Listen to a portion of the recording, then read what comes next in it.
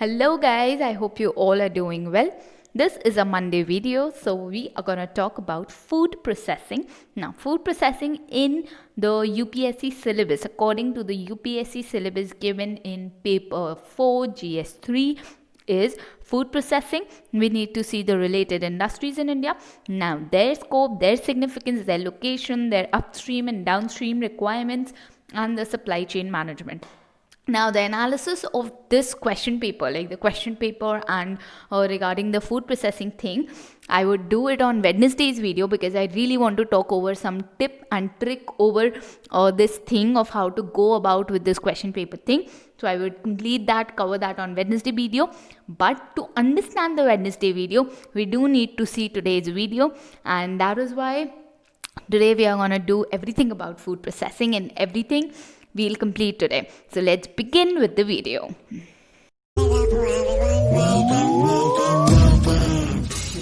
Just like in any note making that we have been doing, we've done, or we will be doing, the first part that comes is introduction. And if you've been following me since time unlimited like we'd had, you would know that I've always focused on putting up introduction in a way that if you do not get any introduction while you're writing an answer, you write this and you're thorough with it. So this is a very general introduction that has been written that includes process, under which any raw product of agriculture, dairy, animal husbandry, and everything you write, the commercial value you write two introduction, like two paragraphs, and you are done with a solid introduction. And now whenever you get any note, any fact, any person, any information over this food processing, you can just come here into this page and write it down in any way possible that could differentiate you in that. And this is how you complete your introduction and you're ready with one solid answer part which carries marks.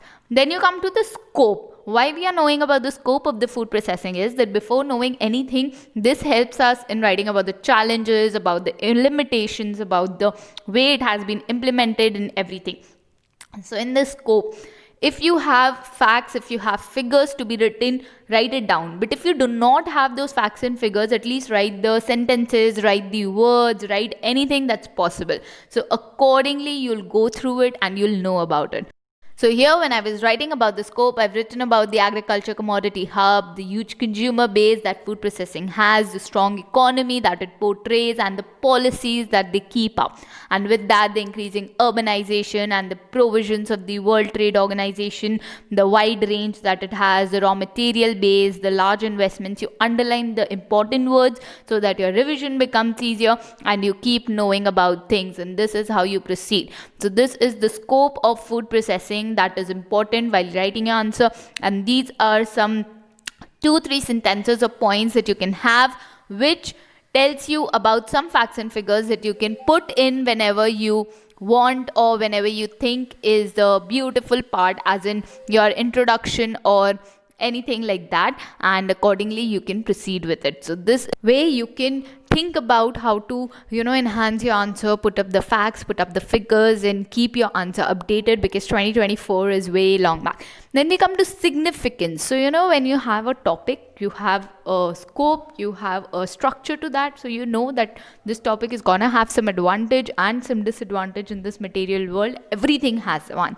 So significance, you write down all the significant points, because generally what happens is that if the question is like what are the impact or anything that has been helpful, like from food processing industries, things have been helpful in this way, what you can do is you can use significance to write those answers. So you have two options. You either mug up everything that's possible to complete your answer writing thing so that you can cover a lot of things, or you can shape your points in this way that you can use it here also and you can somehow chipify it there also. So these are the significance, these are the points. The digestible, they have a good shelf life, livelihood is there, economic development is there, rural communities enhanced, better returns, higher yields, and etc. You write it down, and accordingly you again have challenges. So just like you had significance, you've written down, jot down some good points for challenges. So now if you get what are the challenges with the food processing industry, you can use it there.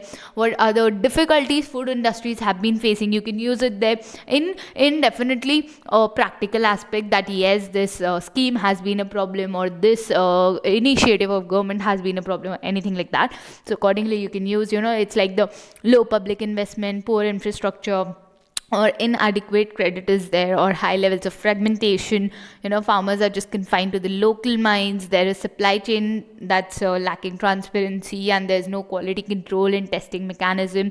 So things like these you jot down, you write these in the points, and accordingly you complete with the food processing thing, because now you have your importance right there in front of you, and challenges too, and accordingly you've written your answer and you have proceeded with it.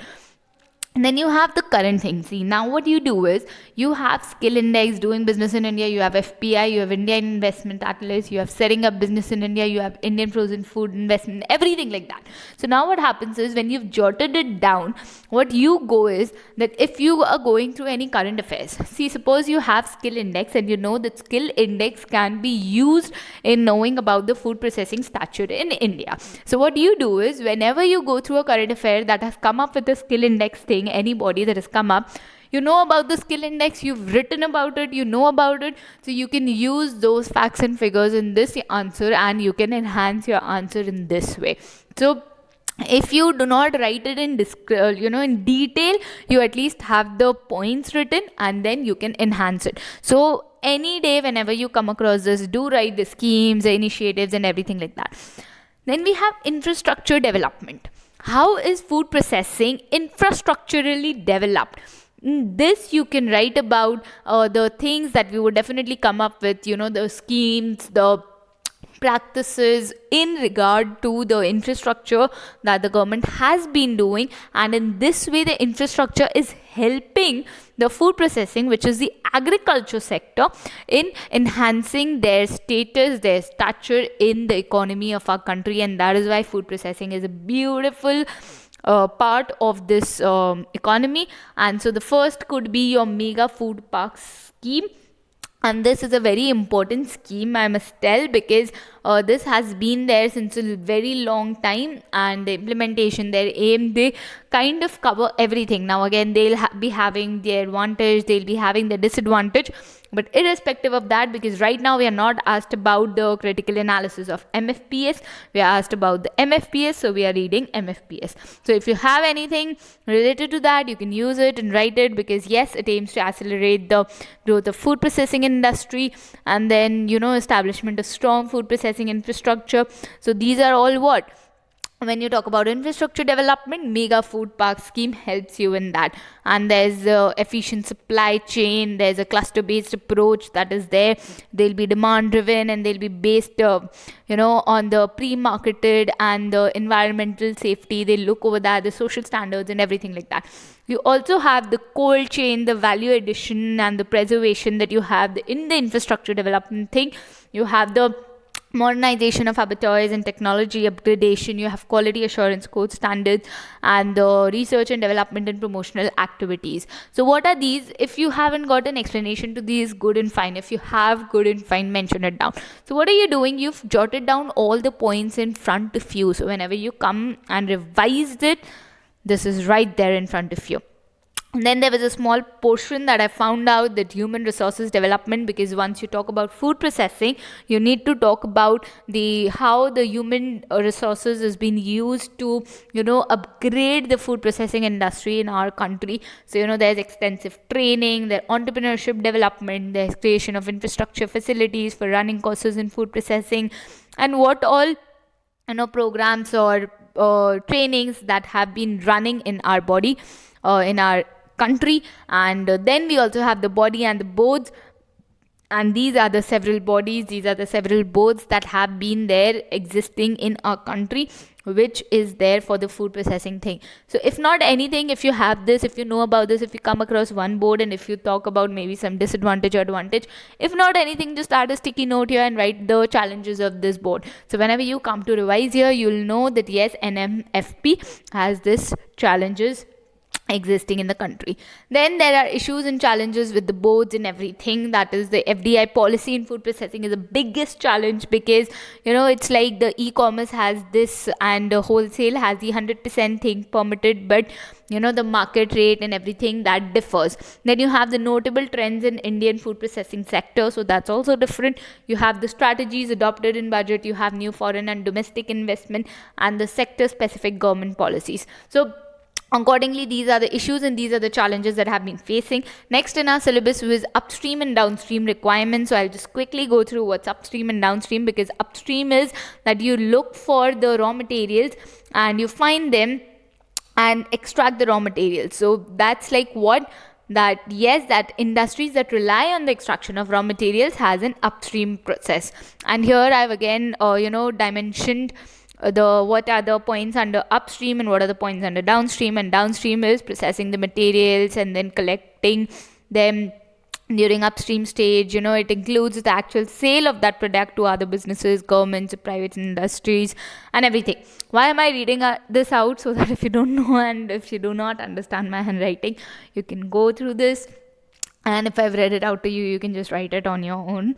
And please do not focus on your handwriting when you're writing, because I felt that if you keep making notes regularly, or if you're answer writing and everything like that, you will somehow improve your writing in that way. So just keep your quality of your notes also better. Then we have supply chain management. This was the last topic in that food processing industry. I know this doesn't cover the related sector industry thing, but the relating industries, I haven't covered it yet. I haven't written it down it myself, because I am really, really confused between what all sectors do I need to write about. Because when I looked for it, food processing industries and the related sector could be, the dairy sector, the milk sector, the your fisheries, your farming, your cattle and breed and everything, anything could be there. So yeah, if you know exactly what all other sectors, you're welcome. You can comment it down and I surely make a note and come up with that very soon. But if you do not, please look for it. Also, I will also look for it, and we'll somehow mutually find a conclusion. We this have supply chain management, and for that was the introduction. And this way, what all other things that are included in supply chain? There are creators, there are contributors, there are consumers, and then what are the things that are influencing the supply chain, as in the government and the infrastructure? How? Because if the laws are stringent, the supply would be difficult, because a lot of investors wouldn't want to come in. And then the same thing with taxation and everything. And infrastructure also, if the transport is smooth and everything, your supply could be quick, so accordingly. And then you have schemes and everything, which again I've just written down the schemes because I really did not want to fill all my notes copy with the explanation also, and then when I come for the revision I'll be like, oh my god, 10 pages for just food processing, no way. So yeah, so this way you just note down all the schemes, because somehow like mega food parks we've already covered, the cold chain we've already covered, so whenever you revise that in front you'll come to this. Then like Sadak Yojana is there's Bharat Mala, Sagar Mala. So whatever happens is that whenever you come across in your current affairs, you somehow know that yes, it's there. So you can come and just revise that yes, this is a part. And then you have advantages of supply chain management. There's joint reduction in inventories, there's channel-wide cost efficiencies, there's breadth of supplier base that's small to increasing coordination, there's multiple contacts, there's quick response and interconnecting flows. So these are the points, and I haven't written the description, but yes, I hope that you watched the last Wednesday's video, because there I had explained how enumerate is different from explain, and if there would have been enumerate about the advantages, you would have written it point down wise. So yeah. And then we have the disadvantages. It's long time, and it's long term time consuming, and joint planning, channel leadership. So there are disadvantages and there are characteristics of agriculture supply chain, as in the product part, and there are things that is there. I've also added a sticky note with a conclusion written, because like I said in my last video, like in the inclusive growth video, if you've gone through that if you write just like an introduction, if you have a good conclusion already written, which is a very universal kind of thing, that if you do not know anything, you can just chipkofy it there. So in that way, I've just written it down, so that if I do not get anything, I can at least use this, and accordingly I can enhance my answer, I can know it better, and then I can survive better in the exam hall. Then this is the last topic for today, the issues related to supply chain management in India. And accordingly, if you have known about the schemes, the government, the initiatives and everything that has not been working well considering the supply chain management in India, you use them instead of using these. But these are the points that have been the common issues. Now, how you can enhance your answer is you can link the schemes with this. Alright guys, this was it with today's video. I hope that you liked today's video, because food processing in India has been a very vital economics part, because there have been not a lot of questions like inclusive growth, but more questions than land reforms. So definitely we'll soon cover that in our answer writing discussion video. So but before that, Wednesday's video is gonna be linked to this, so definitely do not forget this. Keep remembering this video until and unless we come up with the Wednesday video, because Wednesday video is going to talk about how okay, you will see that in the Wednesday video. I don't want to reveal it right now and keep you in suspense or anything like that. So yeah, we meet next on Wednesday, and until then you are asked to study, you are asked to study, you are asked to study. And if you have any doubt, just come up and ask. Do not think that this is a channel that's just for views and anything. I do not care for the views. What I care is that any individual that I'm out there with who's watching my video is getting out something content and happy, and that person has gained something, benefiting something. It's not just for the views. So I really do not care if there are 2 people watching my video out there. I'm happy, because those 2 people are the genuine ones who really wanted to look at it, who really wanted to take help. And if you know somebody who can do that, do share. Thank you.